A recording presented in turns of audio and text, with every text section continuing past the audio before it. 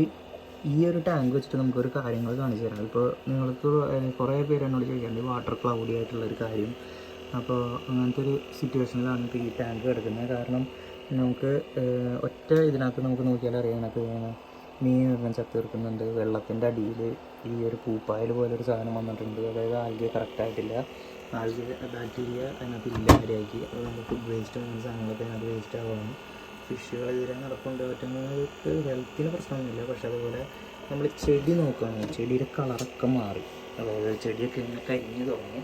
അപ്പോൾ ഇതിനകത്ത് ഫസ്റ്റായിട്ടുള്ളൊരു കാര്യം ഞാൻ നോട്ട് ചെയ്തത്, ഈ ഒരു ടാങ്കിന് മാത്രം നമ്മൾ ബ്ലാക്ക് കളറിൽ ലിഡ് വെച്ചിട്ടുണ്ടായിരുന്നു. ഞാനെല്ലാ കുരങ്ങൾക്കും ഇവിടെ മുകളിൽ ഇങ്ങനെ ലൈറ്റ് നമ്മൾ ഉണ്ടാക്കിയൊരു ലൈറ്റ് സെറ്റ് ചെയ്ത് വെച്ചിട്ടുണ്ടായിരുന്നു. അപ്പോൾ ഈ ഒരു ടാങ്കിന് മാത്രം ലൈറ്റ് ഇല്ലായിരുന്നു, ലൈറ്റ് അതിനകത്തേക്ക് അടിക്കുന്നില്ല. അപ്പോൾ ഇതിനകത്ത് പ്ലാന്റഡായിട്ട് നല്ല ഭംഗിയിൽ പ്ലാന്റഡായിട്ട് നിന്നിരുന്ന ടാങ്കാണ്. അപ്പോൾ അതിനകത്ത് ലൈറ്റുള്ളത് നിറച്ച് ആൽഗയൊക്കെ ആയിട്ട് വലുതായിട്ടാണ്. അപ്പോൾ ഇതിനകത്ത് നിങ്ങൾ കണ്ടാലും അറിയാം, ഒന്നാമത്തെ കാര്യം തന്നെ ലോ ലൈറ്റ് പ്ലാന്റ് ആയ ജാവ ഫേൺ ഒരു കുഴപ്പമില്ലാണ്ട് നിൽക്കുന്നുണ്ട്. അപ്പോൾ അതിൻ്റെ അർത്ഥം ലൈറ്റ് ഇല്ലാത്തൊരു ഇഷ്യൂ ആണ് ഈ ഇടക്കുറത്തിന് വന്നത്. അപ്പോൾ ഇതിനകത്ത് ഈ അറ്റത്ത് കണ്ടു കഴിഞ്ഞാൽ കാണാം, ഈ അറ്റത്ത് കുറച്ച് ലൈറ്റ് നമുക്ക് നാച്ചുറലായിട്ട് ഇവിടെ ജെല്ലുള്ള കാരണം അങ്ങനെ കിട്ടുന്നുണ്ട്.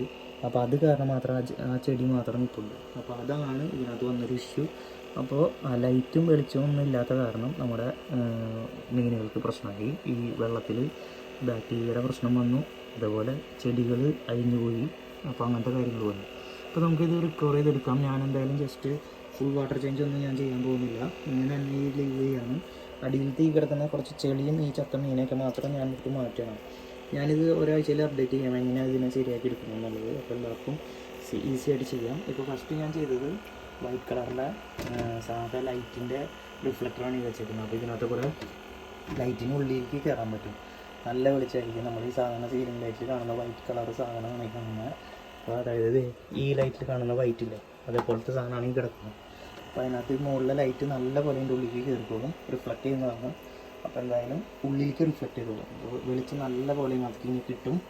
അപ്പോൾ 3 hour രാവിലെ വൈകുന്നേരമാണ് വെച്ചേക്കുന്നത്. 6 മണിക്കൂറാണ് നമ്മുടെ ലൈറ്റ്. അപ്പോൾ ഇനിയുള്ള കാര്യങ്ങൾ നമുക്കതിൽ നിന്ന് എങ്ങനെയാണ് ഇത് ഇമ്പ്രൂവ് ആവുന്നതെന്ന് നമുക്ക് കാണാം.